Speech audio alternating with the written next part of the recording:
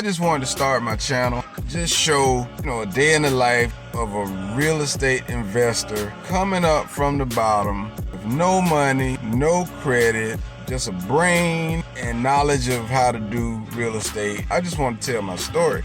I realized that this is therapy for me, and maybe it'll help somebody else either learn to do real estate, or maybe it'll help somebody who's doing real estate that's learning. Maybe it'll help them know they're on the right path and that you can do it. And you ain't the only one going through the struggle. Last but not least, maybe I will inspire somebody to want to do this. And when you do decide to do it, you'll know what you're getting into. It's the best thing I can think of. I think everybody should do it. I think everybody should do this form of real estate investing. Now, what they call it is wholesaling. All right, and why do they call it wholesaling? Why they call it wholesaling is because what you do is basically you get a property at a wholesale price and then you sell it. And that's not necessarily easy. It's simple, but it's not necessarily easy. You got to go through a bunch of steps to get people to the point where you're able to buy their house and they'll sell it to you at a discount, and then you go and resell it for a markup and you take home the money. Ideally, you want to do deals where you're making 10, 20, 30, 40, 50, $100,000 per deal. And that's good money. And we're going to get to that. And we're going to get to that money. But I want to show y'all how it is on a daily basis. So today, I just put my second deal under contract. I'm excited about it, but that's a whole nother video. I ain't gonna lie, I didn't think I was gonna get this deal under contract. I want you to learn how to do real estate at the same time. I want you to see how it goes, and I want to inspire somebody, and I also want to encourage somebody who's feeling down because they know they can do better than what they're doing. They might be on the right track and just don't know it. So anyway, the first story I'm gonna tell you, and I'm gonna say that my second deal for another video. So the first story I'm gonna tell you is how by hand writing these little letters, and I wrote a lot of them. I've written almost 1,000 of these little letters. Now, so don't think it's easy, right? But it is easy, because it's easy to write these little letters. I write them on a little yellow note, and I do about 10 of them a day. Sometimes on a good day I might do 20, 30, but on average I do about 10 of these little letters a day, and I've sent out about close to 1,000 of them by now. At least for the majority, for the most part, close to 1,000 of them by now. So my first deal comes in. Lady calls me. She's an elderly lady. She's about 80 something. How I found this deal, I actually was just driving around looking for dilapidated properties, dilapidated buildings, abandoned buildings, and so then I used one of my tools to look up the house information and ultimately find the owner. So I find the information on the owner, send them a letter, handwritten letter, telling them I want to buy their house. So the lady calls me back, and this lady is like, she's 82. She's like a grumpy sort of type lady. She ain't really trying to hear no small talk. So she gets on the phone. Matter of fact, she has a sister call me. Her sister has a little more pep in her step, but the lady, both of them are up in age. So her sister calls me and say, "Hey, you sent us a letter saying you want to buy our property." I sent out my letters, and the crazy thing is, once you write the letters, people start calling in, and I mean, who knows what the hell to say? These people call you, man, you be nervous as hell, and so I was nervous. Lady called me. I ain't know really what to say, but when somebody calls you after you've sent them a letter, it's really simple. You send them a letter saying you wanted to buy their house, and you make it look like you're the next door neighbor type letter, so it ain't nothing really professional. But so they call you back thinking that you're just somebody that lives in the neighborhood that wants to buy their house. So it's really, really laid back. That's the good thing. But it's still hard to to answer that call because two things are going to happen. Either that person is going to be open to selling you their house, or they're going to be like, nah, I don't want to sell my house. Or they're going to give you something. They're going to make you feel stupid. All right, that's the thing. Either they're going to make you feel stupid, or they're going to actually want to sell, and they're not going to then you got to worry about trying to get them down to a low enough amount. But before you can even get to how much they're going to sell the house for, you got to talk to them. You got to build some rapport. You got to make sense of who you are. That person has to realize that you are a real person. So I sent the letter out. Lady calls me back. Her sister's on the phone and saying, yeah, you want to buy a house? And I'm like, yeah, trying to be nice and everything. And that's all every time somebody calls, I'm like, yeah, I do want to buy your property, but I don't really know what to say next, right? And I'm feeling awkward as hell when they call me because I sent this letter out saying, I want to buy your house. But at the same time, now that you're calling me, I don't really know what to say. So I'm like, yeah, I want to buy your house. Hey, what do I say? Do you want to sell it to me? That's the kind of crazy thing, the feeling I'm getting. So anyway, I make some small talk, try to act like I know what I'm doing. Then I realize you don't really need to sound like you know what you're doing, because when you're sending out a handwritten letter, to them you look like the next door neighbor down the street that's eyeballing their house and you want to buy it, so you send them a little handwritten note. So they don't expect you to be professional or nothing. So when I answered the phone, it took me a while to realize I didn't need to be professional. I just needed to be friendly and let them kind of talk. Because when this person called, they did all the work. So this lady calls me and says, hey, you want to buy my house, whatever, you want to buy a property? And I'm like, yeah, I do. How you doing? How you guys doing? Are you interested in selling or whatever? So the lady was real short. She was like, yeah, I'm interested in selling. You pay me $30,000 and pay all closing costs and you can have it. Wow. I didn't know what the heck to do at that point, but this house was kind of busted. But here's the crazier thing. When they call after I sent out these letters, I don't know what address they're talking about or nothing. So they're calling, but I don't know what property they're talking about. So she's saying $30,000 and closing and I can have it. I'm saying, well, at least that's the price range I'm looking for. And so this lady sounds like she's giving me a good deal, but I don't even know what property she's talking about because I sent out hundreds of letters, and now she's calling back off of one of the letters and she's just saying, oh, she thinks I'm sending only her a letter because it's handwritten. She don't think I'm sitting here writing thousands of these letters. So she thinks I'm only sending her the letter, and so she thinks I know what house she's talking about. Anyway, I didn't know, so I'm saying, okay, $30,000 in closing costs. I said, okay, cool. Do you mind telling me which property you're talking about? And she was like, oh, you don't know which property we're talking about?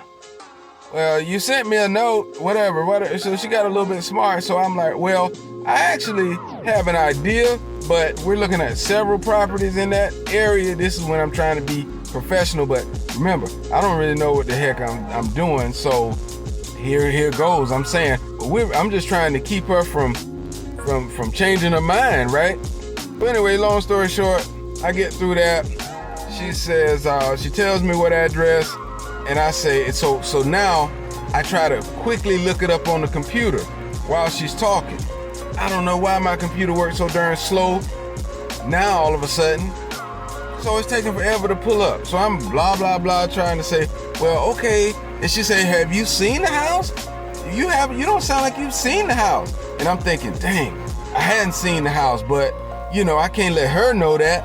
So anyway, finally, the computer pulls it up. Boom, I get the address. And I'm trying to rush and see what the value of the house is. She says, well, we ain't really trying to sell the house. We're looking to sell the land. Okay, land. What the hell do I know about land? I don't know nothing about no land. So then I started looking up how to do land, right? Because the lady said, you can get the land, but you got to pay $30,000 and pay all closing costs. So I'm like, dang, okay. So I'd already kind of said yeah to the lady, But I was saying yeah to the house, because I thought she had the house in my price range. I didn't know nothing about how to do no land. So anyway, she thought I said yes. She was like, so when you gonna send the contract? I'm like, well, I'm thinking to myself, okay, she offered 30. I don't know. I wasn't really willing to, I wasn't hearing land. She kept saying land, but I wasn't hearing land. I knew she said land, but I'm thinking, man, forget that land. I'm interested in the house, right? So I'm thinking this house so beat up, 30,000 might be too much. I believe I could sell it for 30, but so I tried to get her down to 20,000. I said, I probably can give you 20,000 for it, but I don't know about 30. She says, well, I ain't taking a penny less than 30. I could hear the sister in the background. She says, I ain't taking a penny less than 30. And you gonna pay all the closing costs. If you want it, you can get it. Send me the contract if you want it. And I'm like, dang, man, I ain't even getting a chance to talk. And the lady that's in the background sound like the one that I need to be talking to. So I couldn't talk to her. The sister is on the phone relaying the messages, and these people like, boom, that's all we talking about. 30,000 in closing costs, or get off the phone. So I'm like, dang, okay. So this how I'm saying. Okay, so where do I need to send the contract? Do you have email address? She said, tell him I'm 82 years old and I don't have no email. I don't do that kind of stuff. I'm like, oh my goodness. That was, just to buy me some time, because I'm still thinking the price is too high for this house. This house is burned down, which is why they were selling the land, by the way. The house is partially burned, and I'm supposed to be buying a burned house for 30,000? No, a burned house, in my mind, I should be getting that for 5,000 or 6,000. So 20,000, I'm thinking is high. She's talking 30, so I'm trying to get it down to 20. She ain't having it. So she said, now the land is valuable, sir. You need to take this deal. That's what the sister said. Because I guess she feeling like I'm about to back out. She says, this is a good deal. And so now, mind you, I picked the property because I drove by it, and it happens to be a property that I've wanted for years, but it ain't making sense on this phone call. But anyway, I say, all right, what's your email address so I can send the paperwork over? She don't use email. So now I'm like, okay, well, dang. So I tell the lady, I say, well, I guess I'm gonna have to deliver the contract to you, but I don't think I can do 30. So I bring that back up. She said, well, you're not gonna get her to come down any lower than that. Actually, we were trying to sell this for 40. And I'm thinking, 40 for this burned down doggone house? What in the world is going on? Turns out, the land is valuable, right? It's just I didn't understand it at the time. And land is really one of the best kept secrets that I found out. So anyway, so I end up talking to the sister a little bit, who was on the phone negotiating for the lady. I said, okay, so this is just land? And she said, yeah, it's land. And there are 2 lots. She says it's 416 and 420. And I said, oh, 2 lots. Okay. Well, now, 2 lots, that means I'm getting them for 15 apiece, 15 each. That was more like it, looking back on it. So when she told me it was 2 lots, I was like, okay, that now I'm getting the deal I wanted. Remember, I wanted to do the 1 lot for 20,000. She's got 2 lots there, and I'm getting them for 15 each. So I'm like, well, maybe this will work. So anyway, I hang up the phone, and after we discussed the terms, and I said I'll deliver the contract to you. The lady offered to meet me somewhere and get the contract, but I'm trying to be so doggone cool and look professional. I'm just gonna hand deliver the contract. Whatever, man. I should have met her because I drafted up the contract, put it in a nice plastic sleeve in a yellow envelope, made it look real nice and professional. Drove it over to their house, put it in the mailbox, called them up to see if they had received it. I waited a week, hadn't heard nothing from them. I knew they had received it, but I wanted it to look like I was just super professional, Even though it didn't make no sense because to them, I was just the guy down the street that wanted to buy the house. So now I'm looking all professional. So anyway, I wait a week to call them up, thinking that they had gotten the contract and they were gonna be signed it was gonna be signed by the time I talked to them. Man, it turns out I called them in a week and she I hadn't been to the mailbox to check to see if there's anything out there. I'll call you back. Let me check. So a week has gone by. They hadn't even checked the mail. Come to find out, it was in the mailbox. Then she calls me back and say, yeah, we got it out the mailbox. It's here. Another week went by. Hey, man, what's going on? The lesson in this is call every day, right? Don't wait past 24 to 48 hours to call to check up on your people, right? Because by the way, they could find somebody else to sell to in that little bit of time too. So I end up waiting another week to hear from them, don't hear from them, and I call back again. Only to find out that the lady read the contract and felt like the contract was too complicated. Now, mind you, I'd only sent a one-page contract. And the reason I sent a one-page contract is because I wanted it to be simple and easy to sign and agree with. So she reads the doggone contract, decides it's too complicated. She wants me to take some things out. Now, by the way, 2 weeks have gone by. I could have had this done in 24 hours if I had not been trying to be so cool and professional. Should have just followed the lady's lead. Her sister said she would meet me somewhere to pick up the contract. Should have took her up on that. All right? Instead of trying to be so professional and hand deliver it myself. She was gonna meet me that day or the next day. So that would have saved a week. Then I should have called and followed up the next day after they had a chance to read the contract. Waited a week to do that, only to find out she wasn't gonna sign that contract and wanted me to simplify the contract. As a matter of fact, she wasn't gonna even do the deal. She wasn't gonna even call me back. But anyway, so I call her back. So now 2 weeks have gone by. She wants me to adjust my contract. I sent her another copy. She still ain't satisfied. Took another 3 days to get her on board with the contract. So then once I got the contract right, I then had to hand deliver the contract.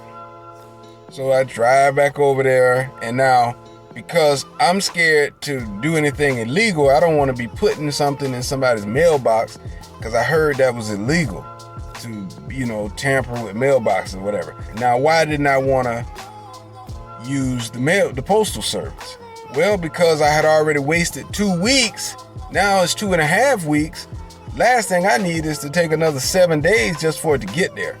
So what I'm thinking is I'll just hand deliver it again, and then everything will be right. Instead of following up, being on top of things, treating this like it's an emergency and that it's important, I'm still trying to be cool and give the people time. So I drop it off in the mailbox this time, and I wait a few days thinking they're gonna call me. Put my number on the side of it real big, thinking they're gonna call me. And people didn't call me. Matter of fact, I let another 7 days go by thinking, I thought they would have called me by now. So I called them. You would have thought I would have learned my lesson the first time, but I called them back. Hey, did you get the contracts? Y'all, you're not gonna believe it. The lady say she been checking the mail every day and hadn't seen no contract. Now, the mail didn't fail to deliver the contract because I hand delivered them myself. So I know that the contracts got there. What happened to the contracts, I don't know. I didn't know whether the sister who was handling the business was getting tired of dealing with her sister, who was kind of, like I said, she was kind of grumpy and really unreasonable. She should have signed the first contract. I think the sister felt that way. I felt that way. She should have signed the first contract. It's only a one-page contract, very simple. But she likes to just have everything go her way, which is what the ultimate point of this conversation is. I find out after another week goes by, so now we're at 3.5 weeks, and I find out that they don't even know where the contract is. So, and mind you, I'm dressing each one of these contracts up in nice plastic sleeve folders with the yellow envelope. I'm spending about $1 to $2 on each one of these things to make it look real professional, thinking that's going to help me, when actually picking up the phone would have been more professional and would have helped me more than doing all this fancy stuff. So now mind you, the last contract I ended up sending, I didn't do none of that crap because it wasn't getting me nowhere. Now, they didn't see this contract, so what I ended up doing was I ended up driving back out there and put another contract in the mailbox. I'm telling you, I got to go out there at 4 o'clock in the morning and all of this here because I'm trying to express deliver the stuff now by hand. So I'm going late at night, but now the sister doesn't want nothing else to do with it. She tired of me. She tired of looking for this mail. She tired of dealing with her sister. So she's like, hey, you're going to have to talk to my sister yourself. So what happens? Now she don't want to give the contract to her sister. So I have to go now call the sister and start doing business with her. It's 3.5 weeks past the first day we agreed on this price. Now, mind you, 30 days in this business, you should get your check within 30 days. So we're at a point now where I should have been near it. I should have been getting near my check, but I hadn't even gotten the contract signed yet. So now I get the actual lady who has had her sister to do all the negotiating. So I finally get the lady on the phone, and she's like, well, I don't have email. I'll give you my grandson's email, and you can send it to him. So I said, okay, great. I said, is there any way we can get this done like within 24 hours or whatever? Because I'm getting impatient at this point. So I send the email to the grandson. The grandson looks it over. I call her up saying, hey, did you get the email? I said, yeah, I'm letting my grandson look it over. And if he finds anything he don't like, then we're not going to do it. And I'm saying, dang, man, I've been adjusting this thing and adjusting it to what you want. Now you want to throw your grandson in the middle of it? Okay, anyway, so mind you, it took another 5 days before they made any move. And then I called her up and she says, well, call my grandson and see what he thinks. So I called him and he's like, hey, man, this looks good. I don't see anything wrong with it. I just hadn't had time to call you back. So he's a little more reasonable. So I'm like, hey, so what do you think we need to do? I don't want to send another contract out by mail because it's taking a whole month to get this contract to you guys.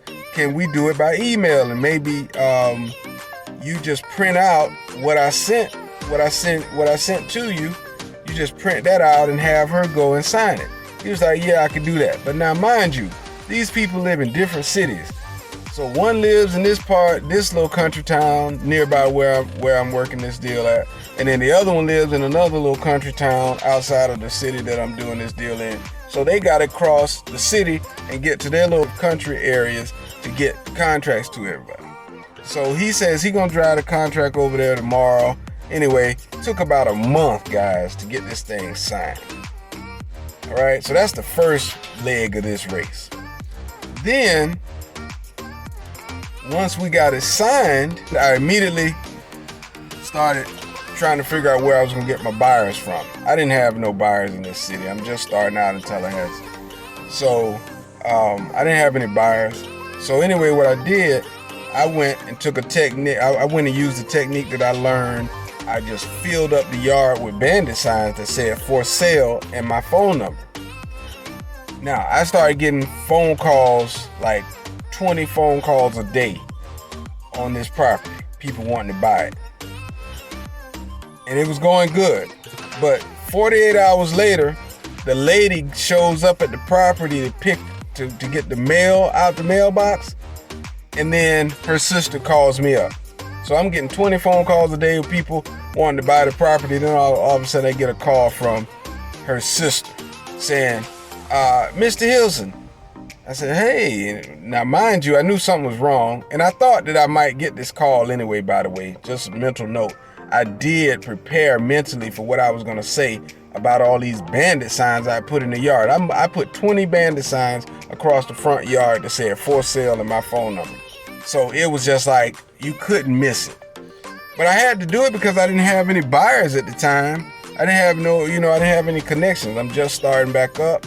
And this is my first time doing real estate in this city to the degree that I'm doing it. I did mobile homes here, but this is my first time doing actual single family residential.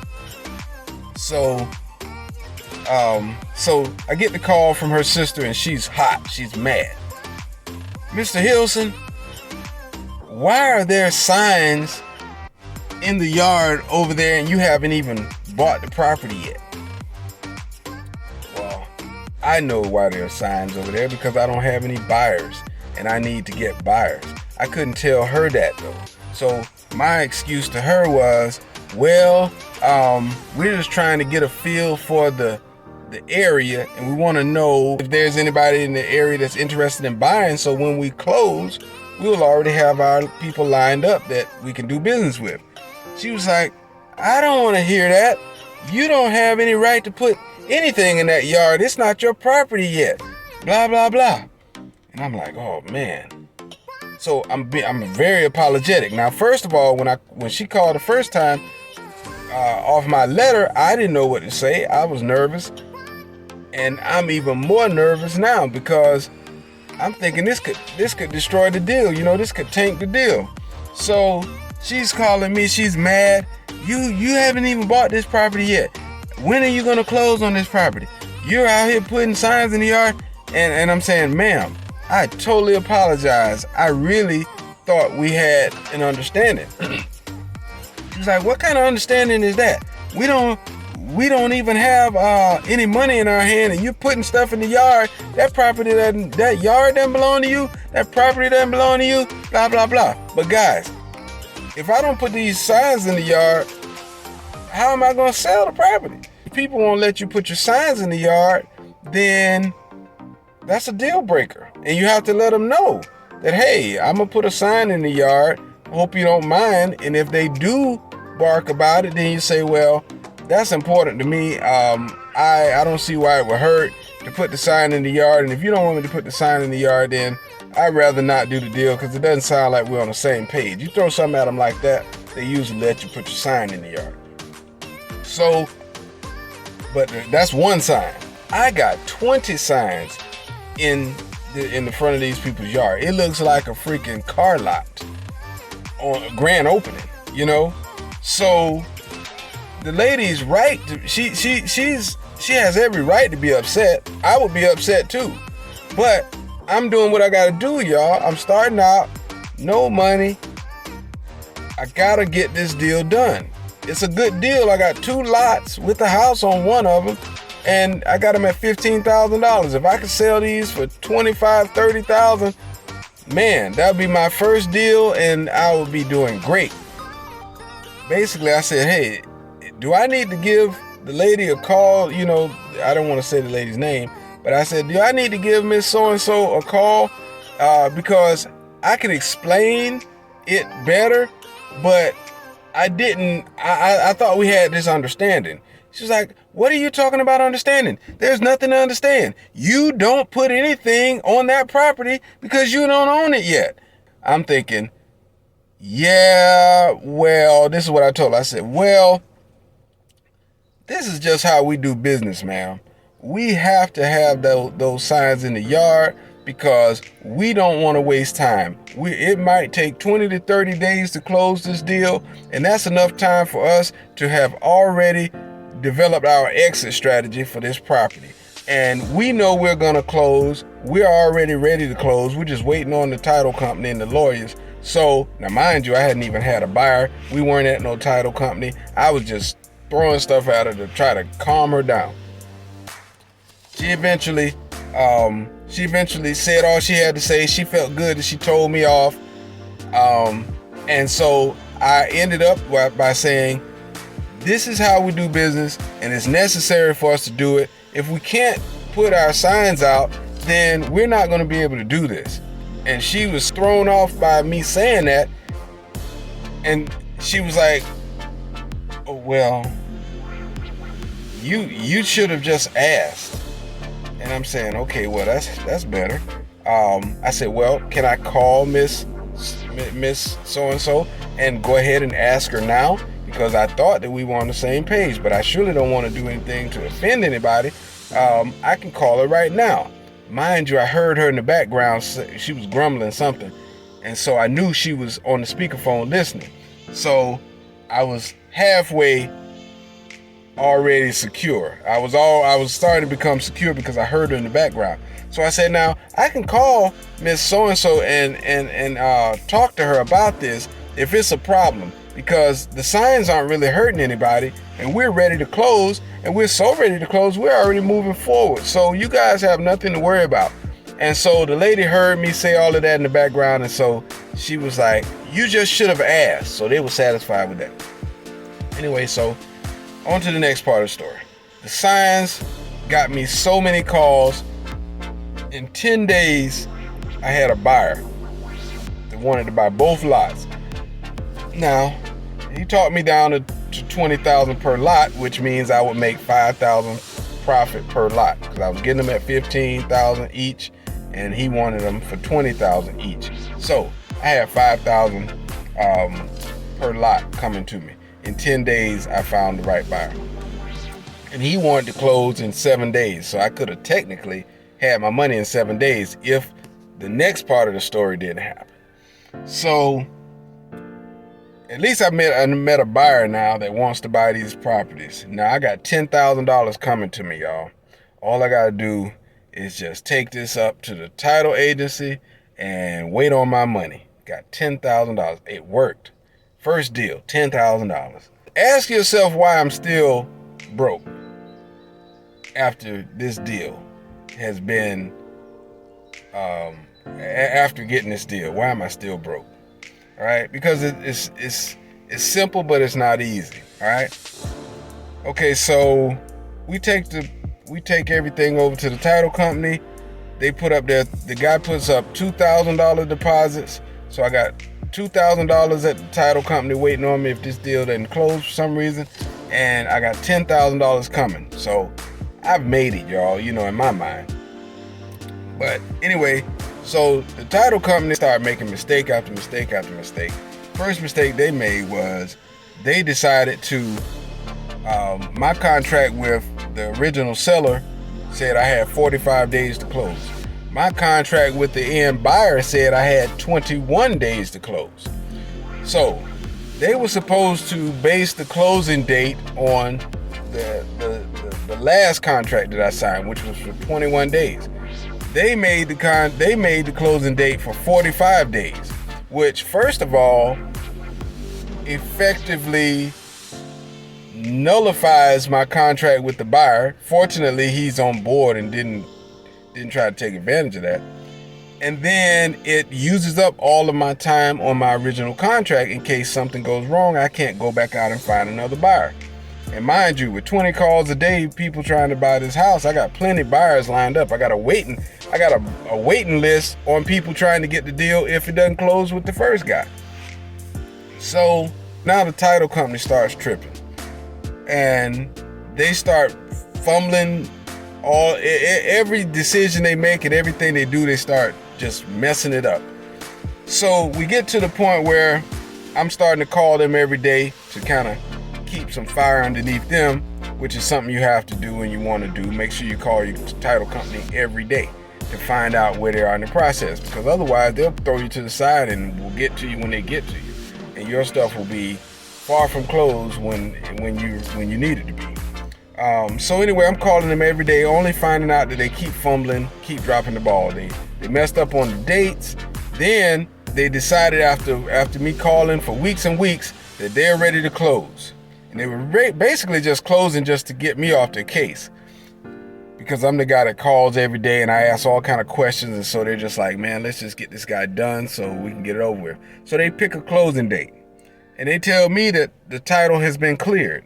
So the day of closing, the day before closing, the day of closing, we're all prepared to show up. Everybody ready to get their money. Everybody's happy. The seller is happy. They got about to get their $30,000. I'm happy. I'm about to get my $10,000. The buyer is happy. They're about to get their 2 lots of land and blah, blah, blah. So everybody's happy. 45 minutes before closing, I get a call from the title agency saying we got a problem and that 25 feet between the 2 properties has not been deeded. Okay, so what does that mean? Well, it means we gotta go and get somebody to sign this deed before closing. And one of those people is deceased. This is what she tells me. So I'm saying, wait a minute, man. Why are y'all just figuring this out on the day of closing? Everything should be already ready to close. You told us that the title was clear. Well, we overlooked this. Okay, so we're not closing today? No, unfortunately, we're not gonna be able to close today. Okay, so now my $10,000 payday is supposed to happen today. Not today, but that day didn't happen. Oh man, I'm bugging out. So I'm thinking, well, maybe it'll happen tomorrow. So I said, well, when are we gonna be able to get this done? I don't know. I'll call you back. They didn't call me back, so the next day I called them. Well, we gotta draw up some paperwork and see and get them to sign it. Blah blah blah. Now, mind you, she said one of the people was deceased that needed to sign. So she keeps giving me the runaround about we getting the contract done, we getting the paperwork done. This goes on for 2 weeks maybe. So finally I started getting upset. And I said, well, what's going on? Why are we not moving forward here? And she says, she sends me an email back and say, oh, we're moving forward. We just found out though, after setting up all the paperwork, that one of the people that has the sign is deceased. That's lie number one. We knew that somebody was deceased that had to sign the paperwork on the first closing date. You forgot you told me that. So I explained to her, I started telling her, how I feel, and I let them know that I felt they were out of line. I felt they were being unprofessional, and it was terrible. And so I even went to the highest lawyer at the firm to give my complaint. So they start moving a little bit faster. And then we get to the finish line. So I'm saying, well, when are we going to get this thing closed? Well, we still we gotta figure out what kind of paperwork we need to draw up because one of the people is deceased and we need to know exactly how to draw this up. So when are we gonna close? I don't know. I'll give you a call back. So anyway, I finally, after about 30 more days, after about 2 more weeks, which is a total of 30 additional days. So now we got 30 days that it took to sign the paperwork. We got the other 30 days it took to get to closing. Now we're 30 days past that point trying to get this paperwork done. Okay. So this is the climax of the story. So now they eventually get the paperwork done. We're 90 days in. I'm stressing out. There's no reason I should still be broke. I should have $10,000 in my bank account. I should be able to do a lot more things. I should be able to pay for more advertisement. That's going to bring me more deals. I should be able to relax. I should be able to really just go up from here in the business. This should be my launching pad. But, okay, so they end up finally drafting up the deed and sending it out. So I'm thinking, okay, the seller is ready to get their money, so they're gonna rush this deed back. But mind you, it has to be signed by 4 people. Okay, it has to be signed by 4 heirs. That's the part I left out because her husband passed away, and I forgot to tell y'all, her husband passed away. I don't know if it was the day before closing or the day after closing. Well, either way, we would have been able to close a lot smoother and a lot sooner had he not passed away. But when he passed away, we had to wait on a death certificate. We then had to include his heirs on the new deed. So he had 4 daughters that needed to sign. Okay, anyway, so the deed's been sent out. I'm calling the title company every day. Is anything, have there been any updates? Are there any updates? After a week go by, they say, no updates. We're just waiting on the signed contract to come back. So eventually I say, after 2 weeks of waiting on that now, I give the seller a call. I say, hey, how's everything going? Oh, everything's going good, blah, blah, blah. Oh, did you get the paperwork that we need to get signed so we can go ahead and close? Yeah, so here she is with the same foolishness. Yeah, I got the paperwork, but I don't like the way it looks. And I'm thinking, dang, man, you never like the way paperwork looks. But anyway, she says, I don't think they know what they're doing down there at their title company. I'm going to go to the courthouse and get this straight myself. Lord have mercy, y'all. All I need her to do is to give this paperwork to her husband's 4 heirs, get it signed and get it back, and we can close. My buyers are calling me wondering when we're going to close. I'm desperate to close. She's ready to close, but now she wants to go to get this straight herself. So the last thing she tells me today when I called her, I said, hey, how did it go at the courthouse? Well, we didn't go up there because it was raining. We're going to go up there on Monday. Y'all, by Monday, that'll be the 3rd week, okay, since they have gotten the paperwork that it hadn't been signed yet. So come Monday, she's supposed to go up there to the courthouse and I guess some kind of way fix something that the lawyers couldn't fix, but she's supposed to fix it.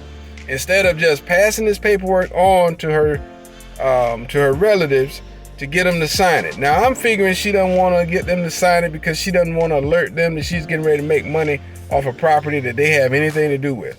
It's probably likely that they will want to cut. She probably doesn't want to introduce them to this fact and wants to get it done on her own. But y'all, I need my money. I got $10,000 on the line. All I need is her to sign the paperwork and my money is in my bank account. $10,000. To go from $0 in your bank account to $10,000 is, life-changing. Okay? Now I have a job and all of this. I'm ready to quit my job. I don't want to be doing this, but I can't do that until I get this business going. But it's stuff like this, guys, that keeps you from getting it going like you should. I know it's going to eventually work out, but guys, this is 3.5 months, and this deal should have been done in 7 days. So 3.5 months, I'm still waiting on $10,000, and I haven't had it yet. I haven't gotten it yet. It's coming, but what do I have to do to get my $10,000? So anyway, I decide I'm just going to move on and let that take care of itself, and I'm on to my next deal. Fortunately, I have my next deal also today. After talking to the lady about those properties, she gave me her spiel about she's going to wait till Monday. Well, also today, I landed my second deal on land for 6 lots, and the guy gave me, it was a roller coaster ride as well. That's going to be my next video. How I landed these six lots that should pay me, I should make $20,000 off this deal. Now, I need it to come through because maybe I'll get this deal closed before the first one. I don't know, but y'all not gonna believe how crazy that one got. Okay, but Like, share, and subscribe, because this real estate thing is going to get real crazy before it gets sweet, I'm sure.